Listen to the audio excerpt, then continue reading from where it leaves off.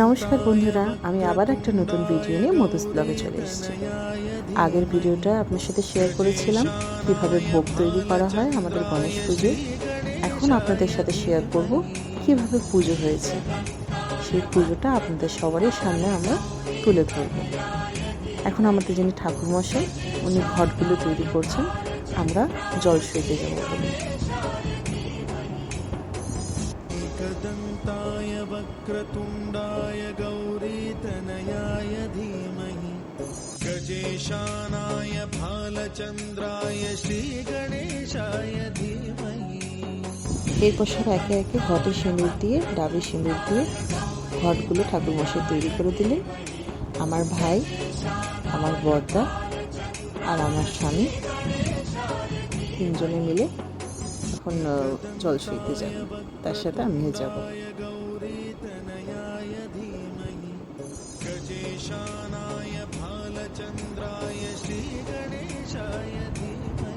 আমরা চলে এসেছি জল সইবার জন্য। এটা হচ্ছে আমাদের বাড়ির কাছেই, আমাদের যে রেলওয়ে স্টেশন আছে, রেলওয়ে স্টেশনের কাছে বাংলা পুকুর বলি আমরা, অনেক পুরনো পুকুর। এখানে আমরা প্রত্যেক বছর জল সইতে আসি।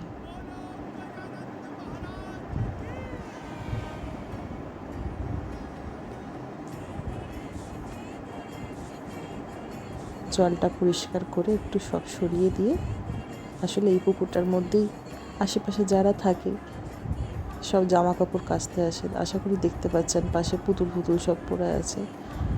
এই সাইডটা পুরোটাই গ্রামে,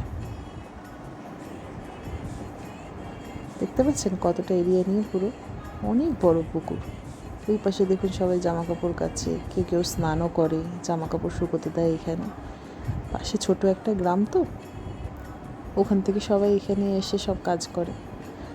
তাই আমার স্বামী একটু জলটাকে পরিষ্কার করে নিল, সবাই নিজের নিজের মাথায় একটু জল ছিটিয়ে নিয়ে ঘড়াগুলো ভরে নিল।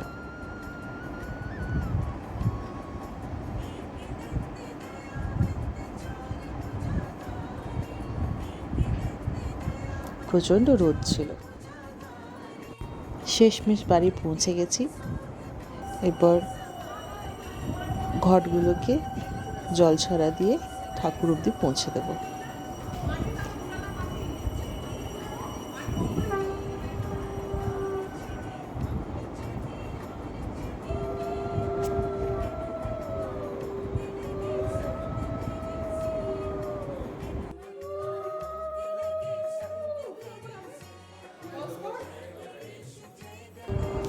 ঠাকুরমশাই ঘটের জায়গায় ঘট বসিয়ে দিলেন, বড় ঘরটা যেটা পুজো হবে।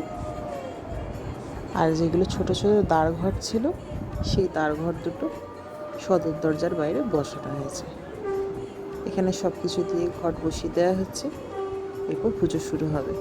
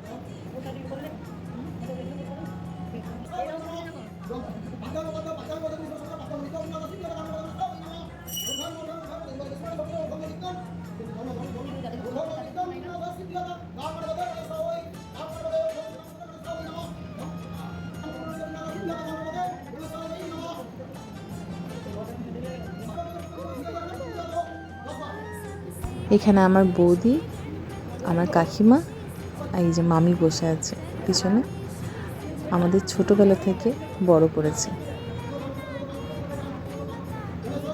পুজো বেশ অনেকটাই হয়ে এসছে।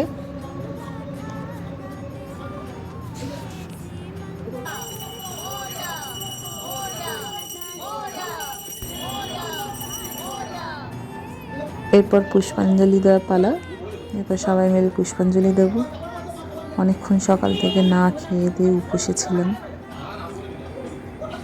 ভোর রাত্রিরে রান্না করে সারা রাত জেগে পরের দিন উপোস দেওয়া। যেই পেটে একটু খাবারটুকু পড়ে পুষ্পাঞ্জলি দেওয়ার পর এত আলসেমি লাগে, এত ঘুম পায় যে বলে বোঝানো যায় না। পুষ্পাঞ্জলিটা দেওয়া হয়ে গেলে একে একে সবাই প্রসাদ খেয়ে নেব।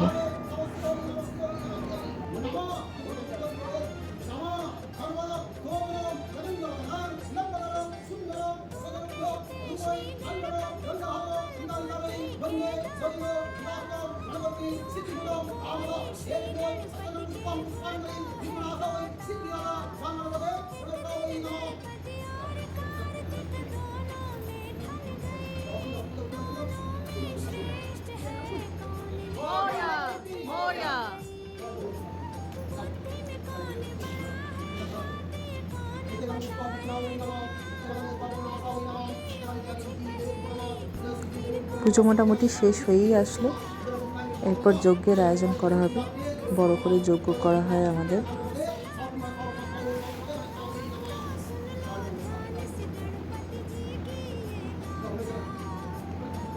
যজ্ঞের জন্য সব প্রস্তুতি নেওয়া হচ্ছে। আমার ভাই কেমন মাথায় বেঁধে আর কি মাঝে দেখুন।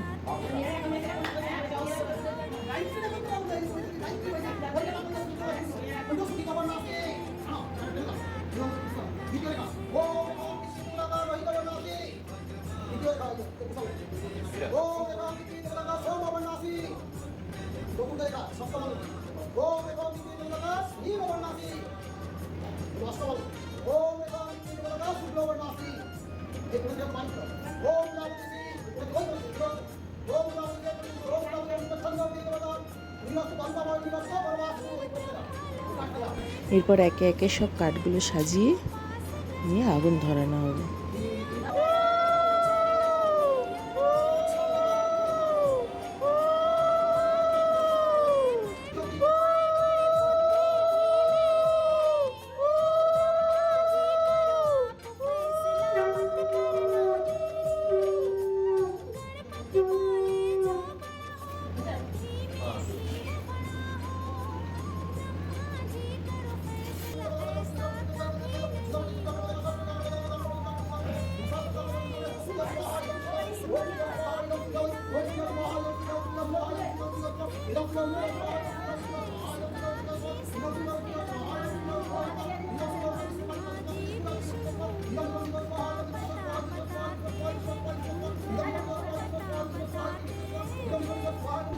বড়দা আর আমার মা বসে বসে খাটগুলো তৈরি করছে।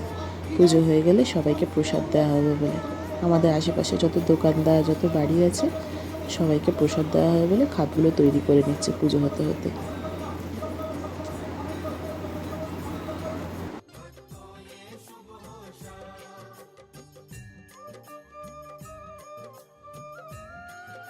ইনি হচ্ছে আমার ছোট পিসেমশাই।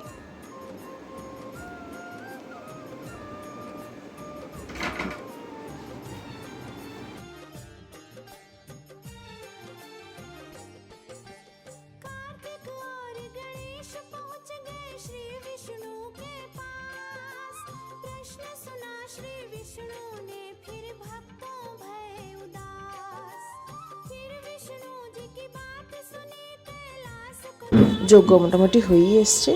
ইনি হচ্ছে আমার কাকা। ছোটোবেলার থেকে আমাদেরকে মানুষ করেছে, অনেক ছোট থেকে। ওই যে আমার সেজো পিসি অরেঞ্জ কালারের শাড়ি পরে, আমার কাকিমা, আমার বড়দা হাই করছে সবাইকে। যজ্ঞ প্রায় শেষের দিকে।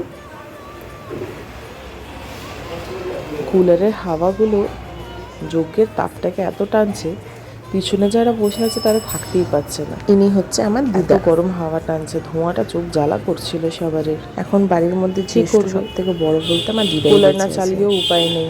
আমার ঠাকুমা, দাদু, গরম, দাদু তো আমার মায়ের বিয়ের আগেই গত হয়ে গেছেন, মানে আমার ঠাকুরদা।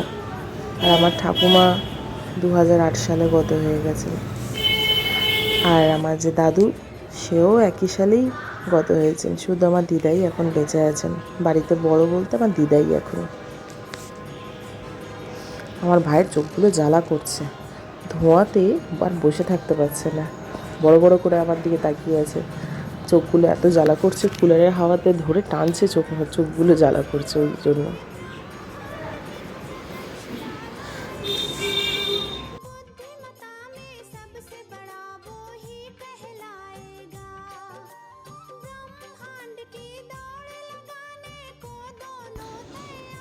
যজ্ঞ প্রায় শেষ হয়েই আসলো।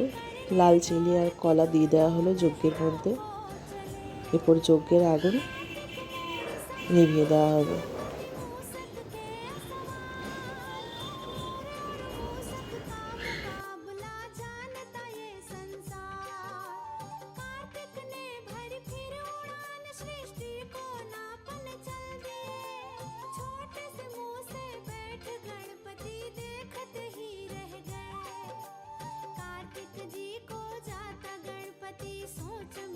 পুজো শেষ হয়ে গেল।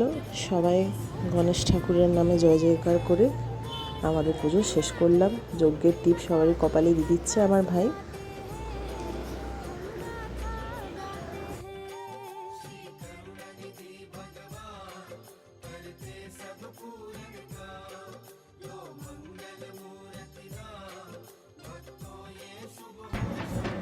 এরপর ঠাকুরমশাই আরতি করে পুজো শেষ করবেন।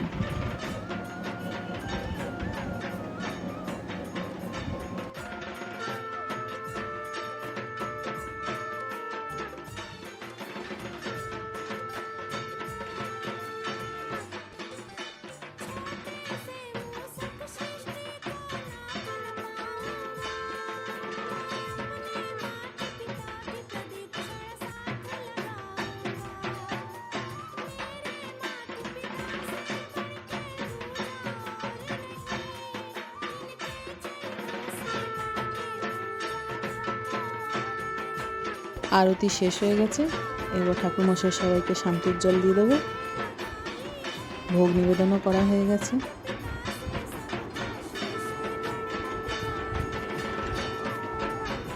এবার একে এক সব শান্তির জল নিয়ে নেবে।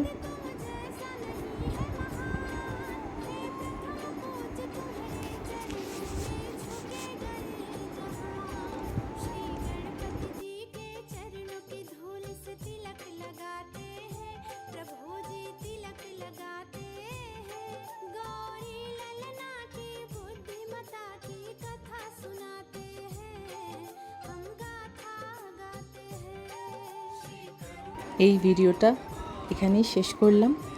আবার আসবো একটা নতুন ভিডিও নিয়ে সবারই কাছে।